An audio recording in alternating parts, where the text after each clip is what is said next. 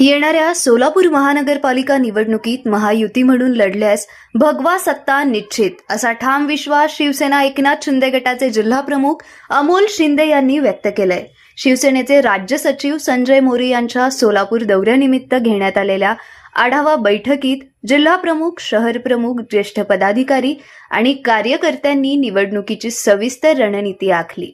यावेळी संजय मोरे यांनी निवडणूक आपण एकनाथ शिंदे आणि श्रीकांत शिंदे यांच्या नेतृत्वाखाली पूर्ण ताकदीने लढणार आहोत। संघटना शक्ती वाढवा आणि जोमाने कामाला लागा अशा सूचना दिल्या। दरम्यान सोलापूर महानगरपालिकेत भाजपा, राष्ट्रवादी, शिवसेना महायुती व्हावी अशी तीव्र इच्छा सर्वसामान्य शिवसैनिकांपासून ज्येष्ठ नेतृत्वांपर्यंत दिसून येत असल्याचे अमोल शिंदे यांनी सांगितले। राज्यातील लोकसभा आणि विधानसभा निवडणुकांतील महायुतीच्या यशाने सोलापूर महापालिकेतही फायदा होणार असल्याचे पदाधिकाऱ्यांचे मत असल्याचं त्यांनी नमूद केलंय। अमोल शिंदे म्हणाले, महायुतीतून निवडणुकीला सामोरे गेलो तर सोलापूर महानगरपालिकेत सत्ता महायुतीचीच येईल, हे शिवसैनिकांचे एकमत आहे। महापालिकेत महायुतीचा जोरदार आग्रह वाढत असताना अंतिम निर्णयाकडे सर्वांचे लक्ष लागले आहे। कालच शिवसेनेच्या तयारी बघण्याकरता महाराष्ट्र राज्याचे शिवसेनेचे सचिव संजयजी मोरे साहेब सोलापूर दौऱ्यावर आले होते। तुम्ही बघितलं असेल, त्यांनी काल आमच्या सर्व पदाधिकाऱ्यांची, जे जिल्हा प्रमुख आहेत, शहर प्रमुख आहेत, शिवसेनेचे ज्येष्ठ पदाधिकारी आहेत, यांची एकत्रित बैठक घेतली आणि काल त्यांनी आम्हाला आदेशित केलं की आपल्याला सोलापूर महानगरपालिकेमध्ये प्रचंड मोठ्या ताकदीनं लढाई करायची आहे। त्या पद्धतीनं त्यांनी जे नियोजन आखून दिलेलं आहे त्या पद्धतीनं शिवसेना तयारीला लागलेला आहे।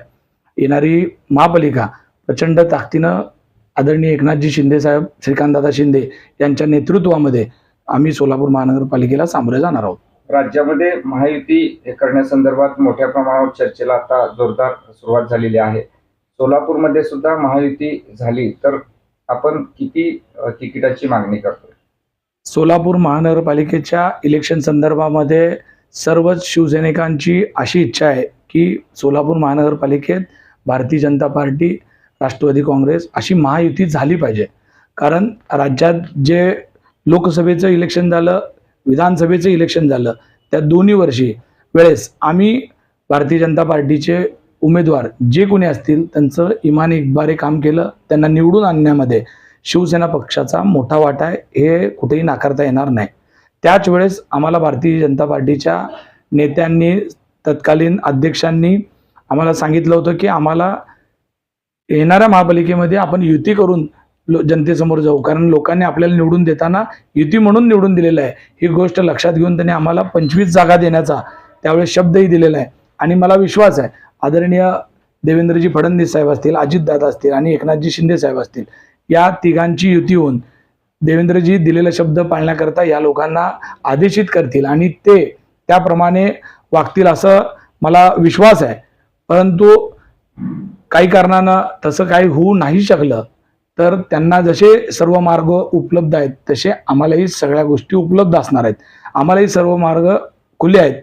मग त्यावेळेस आपल्या युतीचं नुकसान होणे ह्या गांभीर्यानं आम्ही आज विचार करतो की आज हे इलेक्शन कार्यकर्त्यांचं इलेक्शन आहे, नेत्यांचं इलेक्शन झालंय, पण आज नेत्यांच्या हट्टाखाती कार्यकर्त्यांचं नुकसान होणं हे योग्य नाही। त्याच्यामुळे आम्ही युतीसाठी प्रचंड आग्रही आहोत आणि आमच्या पक्षाचे सर्व पदाधिकारी त्या गोष्टीसाठी आग्रही आहेत। भाजपमधले सुद्धा बरीचशी मंडळी महायुतीसाठी आग्रही असताना ही युती होऊ नये, महायुती होऊ नये म्हणून कुणी खोडा घालण्याचा प्रयत्न करतोय आणि त्याच्यासाठी आपण काय सांगा? नाही, मी शिवसेना पक्षाचा पदाधिकारी आहे। मी शिवसेना म्हणून माझी भूमिका नक्की सांगेल की आम्ही तुमचं काम इलेक्शनमध्ये मनापासून केलेलं आहे, तर आता हे कार्यकर्त्यांचं इलेक्शन असल्यामुळं आता कार्यकर्त्याला अडचण होणार नाही अशा पद्धतीनं नेत्यांनी सुद्धा वागलं पाहिजे। त्या तिन्ही पक्षाच्या नेत्यांची तेवढी जबाबदारी आहे की आपण आपल्या हट्टाखातीर आपल्या कार्यकर्त्याचं नुकसान होणार नाही। आपला जो भारतीय जनता पार्टीचा कार्यकर्ता आहे, शिवसैनिक आहे किंवा राष्ट्रवादी काँग्रेसचा जो अजितदादा गटाचा कार्यकर्ता आहे, या तिघाला सुद्धा आपल्याला समाविष्ट करून येताना घेऊन काम करावं लागणार आहे। अन्यथा तुम्ही बघितलं असेल, समोर महाआघाडी झालेली आहे, तिला सुद्धा इतकं सहज घेणं योग्य नाही। त्याच्यामुळं वेळेत आमच्या तिन्ही पक्षाने सुद्धा सावध होऊन त्या गोष्टीचा गांभीर्याने विचार केला पाहिजे। सोलापूर दौऱ्यावर असताना मुख्यमंत्री देवेंद्र फडणवीस यांच्याशी आपण व्यासपीठावर चर्चा केली होती, काय चर्चा झाली? आदरणीय देवेंद्रजींना मी हेच गोष्ट लक्षात आणून दिलं होतं की भारतीय जनता पार्टीचे शहरातील जिल्ह्यातील जे नेते आहेत ते आम्हाला कोणत्याही गोष्टीत समाविष्ट करून घेत नाहीत आणि त्यांना अशा पद्धतीनं आम्ही आमची व्यथा सांगितल्यानंतर त्यांनी सर्वांसमोरच त्यांना सर्वांना सांगितलं होतं की शिवसेना ही आपल्या सत्तेतला मुख्य भाग आहे.